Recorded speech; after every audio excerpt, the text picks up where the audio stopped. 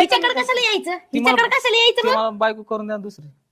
अरे तुला अजून किती बायका करायच्यात किती बायका करशील अजून तू आहे ना दुसऱ्यांचे संसार उद्ध्वस्त करायला. ए मायावर ना 17 वेळेस नाव नको टाकी जाऊ का तुला मी आता तुझ्या सांगते. माझा नवरा आहे ना पार आहे ना बेफान झाला. काय बे हा, पाणी त्याचं एवढं कामात काय नाही. बघितलं का घराचं कामन फिमन हा. एवढंच कळून जाईल कुठे?